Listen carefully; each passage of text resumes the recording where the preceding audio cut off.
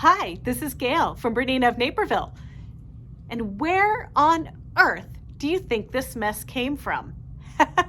Guess what? This is what we create when we do paper piecing. So welcome to our first installment of our Graphic Jam Block of the Month. So I hope that you're ready with a sharp rotary cutter, a lot of imagination, and ready to learn a new technique if you haven't attempted paper piecing before. If you've done paper piecing before, well then welcome back and have some fun and work with some super cute materials.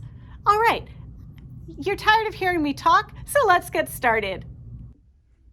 Here is block one, Sunflower Sonics, and I've prepared everything, but I wanted to show you how I do it. So let's look at our quilt guide. We're making the quilt size here, and they're actually giving you some suggestions for how to pre-cut your fabric. So when you go to sit down at the machine and you do your paper piecing, you've got manageable sizes to deal with. So I went ahead by their recommendations.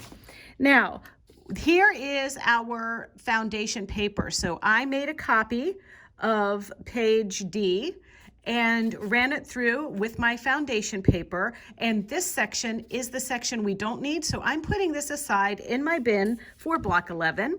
But these are the blocks that we're gonna need for this month. And I just want you to know I like to doodle on these pages, and I kind of wrote down what sizes I need so that I'll remember when I go to my machine and I stitch these on. And so you're gonna want that. And also you notice I'm using these fabric clips. I love to use these to keep track of my project. Another thing that you're gonna wanna reference each time you do a new block is your swatch it real good handout. And so this month we're working with color number 1, color number 2, and the dark accent color. And I pulled all of those from my bin and I've labeled them. So you can see here, this was just a little bit left over from the strip that I had to cut from the dark accent. That's what DA stands for. And then here's color number 1 and color number 2. And I'm using my fabric clips again to keep track of that. And then this is available at BERNINAofNaperville.com under the Graphic Jam information. And this is actually, you can print 4 of these and you'll have enough labels to label all your different fabric and all of the stuff that you might need. I just think that these are pretty handy to have, and I've even started using my first one, so I've cut into that a little bit. All right, so what did we cut? I will show you. So here are my pieces. These are my 3 color number 1 pieces. This is my dark accent. And then these are my little color number 2 accents. So that's what we're gonna work on in conjunction with our papers. And then this month, I'm gonna be using the 1/4 inch at a quarter ruler. All right.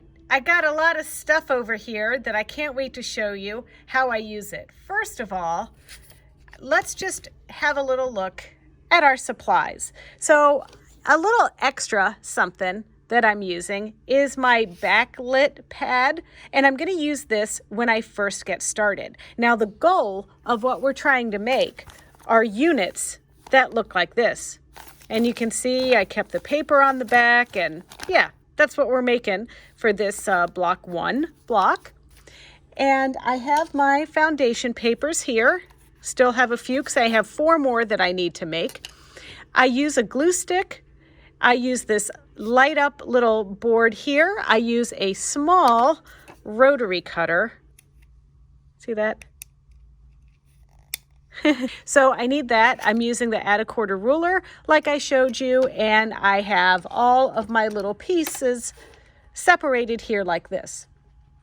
So the first thing I'm doing is I'm taking a piece of this, and you always want to sew with your drawn line side up. So that's what we're going to do. But the reason why I'm using my backlit cutting mat and board here is because when I lay this face down, I can see my lines right through here. And if I take away the lines of the cutting mat, you can really see them here too.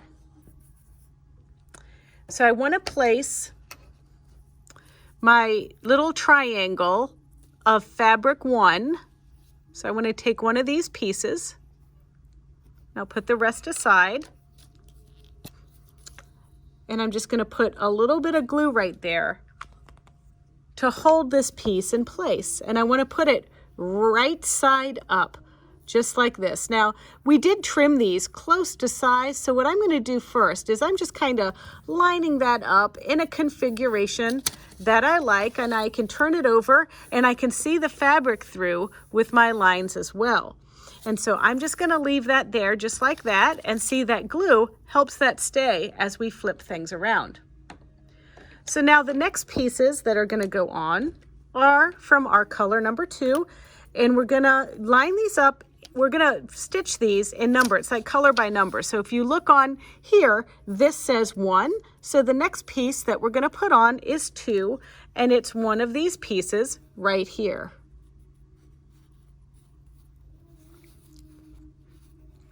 So now the idea is that we're going to take this piece here, put it right sides together, and we're going to stitch on the drawn lines and flip it over. So we take this just like this, and then we stitch on this line, and then we're going to flip it over on this side. So let's do that. I'm using open toe foot number 20D with this, and I'm using a 2.5 stitch length and my straight stitch set to my middle needle position. And then I'm just going to lower my presser foot there, and I want to start right on this line. And you might need to kind of just wiggle things into position just enough, but you can see that open toe foot is really allowing us to see where we're stitching right on the line.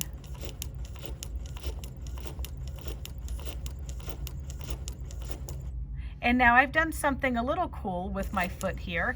I've programmed my heel function so that it will cut and lift my presser foot at the same time. And now I can fold this over and finger crease, just like that. And then I'm going to take the longer piece from color number 2 and put that into position right here. And now when we look at this on our little light up board, we can see that everything is fitting in between here like it should. So I'm just going to take this over. I'm not going to trim anything quite yet. I'm just going to take this over to my machine here, and I'm going to stitch on this line. Here we go. And now I'm going to stop, cut, and lift.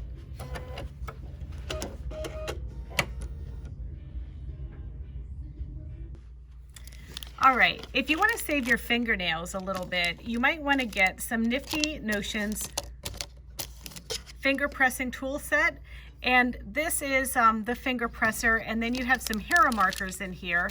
There's actually 2 other pieces, a traditional hero marker, and then something with a hero marker on the end and a stiletto. But I'm going to be using the finger pressing one. And so when we come over here, you can either use it this way, there's a little indentation for your finger, but I think I get the maximum pressing by using this end this way. Just like that. And this way you don't have to keep getting up and going to the iron back and forth like that. And so now that I have these 2 pieces on, I want to turn this over this way, and I brought a store brochure over, and actually this is what I use to fold my line back on itself. And so what I've done here is just folded this over just like that, and then I'm going to use my add a quarter ruler, which has this little ridge on it, and then you take that ridge and you line it up against your folded paper and your card, and it really sits it in there nicely so that you can cut. You can use any rotary cutter with this, but this smaller little Nifty Notions rotary cutter is a little bit easier for me to keep by my sewing area. So I'm just going to use that, and I'm going to cut, and don't forget to always save your blade. And now I'm going to pull my stuff away and add it to my little scrap pile, and now I've got an edge that I can line my next piece. My next piece as you can see, is we've done 1, 2, and 3, and now color number 4 is the dark accent, which is this pile of fabric here. So there it is. And I'm gonna turn this over, just kind of line it up like this. I have plenty to play with, so I'm just gonna leave this down here like this. And now I'm gonna turn it over and take it to the machine. And then I'm gonna line this up. And once again, I'm gonna use my knee lever to lower my presser foot. I can zoom in here a little bit if you like. And now I'm gonna stitch. And then press on my heel that I've programmed to cut my thread. Now this heel cutting feature to program your foot control is available on the Bernina 480, the Bernina 570, the 590, and up. So the 7 series and of course the 8 series, which is what I'm working on today. Okay, so now I can just open that up. There, it looks nice. So I go back over to my lighted cutting mat with my little finger presser. Put this over, give it a little crease. There we go. And now I'm ready to continue. I have 2 more pieces to complete this unit. So I'm going to turn this over. And now if you can see, if I line this up just here, you can see there my fabric under there. Well, it needs to be trimmed just a little bit. So I'm going to take my flyer that I'm using as a card here, fold that over just like that, use my add a quarter ruler, expose my blade,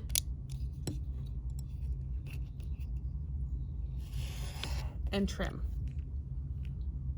And I'm going to do this with the other side. Fold it over like this, press,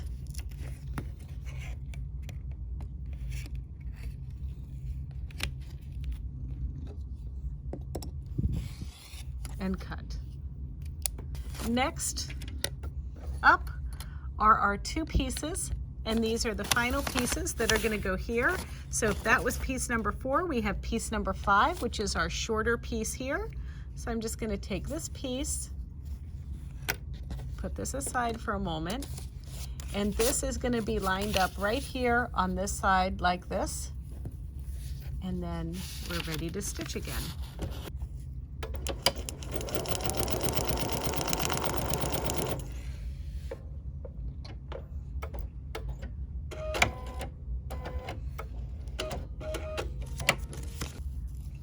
Finger press this over.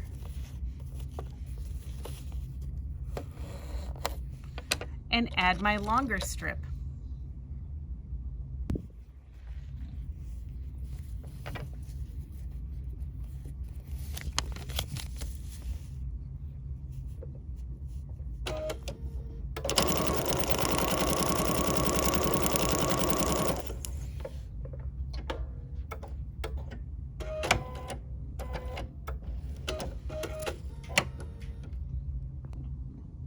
All right, once you get your piece all done, we want to trim it up. We don't need all of this extra paper, so you're going to turn it upside down. I like to use my add a quarter ruler, and this is an add a quarter plus, and I take the kind of grippy side down, and I put that gently up on my cut line. So there's 2 lines here on your piece. This is the seam line right there, and this next one is the cut line. So I'm going to line that up against the cut line like so, and then I'm going to open my blade for my rotary cutter, and then I'm going to cut right on that line and put my excess away, and then I'm going to rotate and line this up again.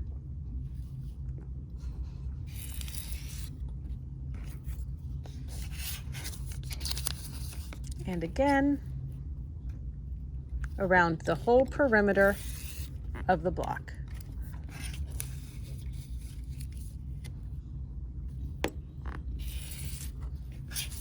And there we go. And now that one's ready. We're going to put that aside, and we're going to make the final 3 pieces for this month's block. Okay, well, we're in the home stretch here. We have 4 of these made, and now you didn't get to see me do this, but you're going to get to see me do this now. So I've got 4 little units all together here that we're going to attach. So you want to always make sure that you are referring to the pattern that you received, the little pattern booklet. But this particular configuration is a 4 patch. That's when 4 squares go together, 2 and 2, just like this. So we're going to sew this one to this one, this one to this one, and then the row. I have switched out the foot on my machine. I switched to a 57D. That just seemed to be the one that was working for me. And I'm going to line these guys up so this seam meets perfectly. Now, I have to tell you, normally I press to the dark side or I snuggle butt, but this particular block is just not going to allow me to do that. So I'm going to suck it up and just do it this way. So I'm just going to line these guys up at the seam, and I'm also lining these guys up right on my piece. So I'm going to lower my presser foot and sew right on that stitching line.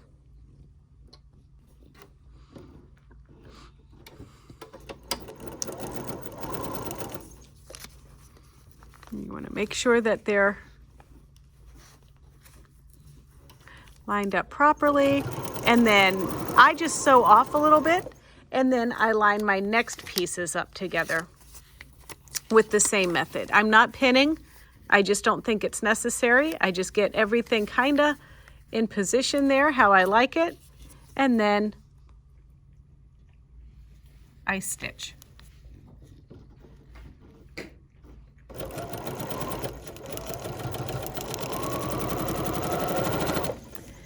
I'm going to cut, then I'm going to fold one of my pieces this way and the other piece the opposite way, and there is my snuggle butt situation. I can do it at this one. See, one seam goes one way, one seam goes the other. And now I'm going to line this up together and sew, matching up our pieces.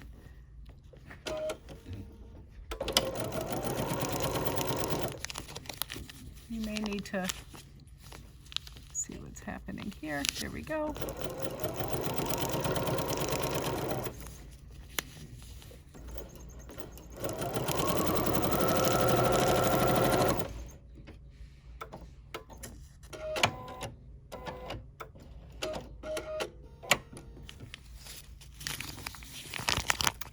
And there's our piece. And it looks just like the others. Now, here's what I need you to do. It's really important. So you're not going to do anything with these blocks quite yet. And don't remove the paper. You leave it on until I tell you to. So hold aside these 3 pieces. Oh, wait. Oh, do we sew any part of this together? Well, if you really, really want to, you can take your pieces that are like this, and you can sew these 3 pieces together just like this, but you're going to have to leave 2 pieces reserved. Trust me, you'll find out in month 12. Well, we made kind of a mess. Look at our little clippings. But I have to tell you, it was a whole lot of fun. And that does it for our Sunflower Sonics Block 1. So on the docket next time is Tangerine Tangents. So we'll see you back here for Tangerine Tangents in April. All right, this is Gayle from BERNINA of Naperville signing out. Look, I put 3 together and have 2 on reserve for when we put everything together in our 12th month of this graphic jam excursion. So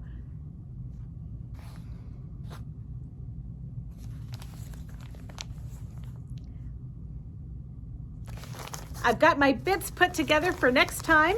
Here they are.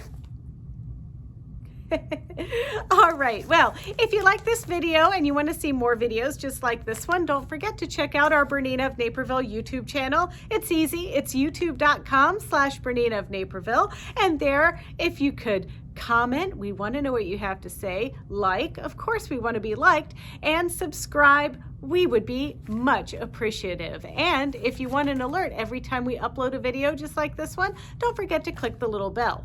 But in the meantime, keep at your paper piecing, and we'll see you in April.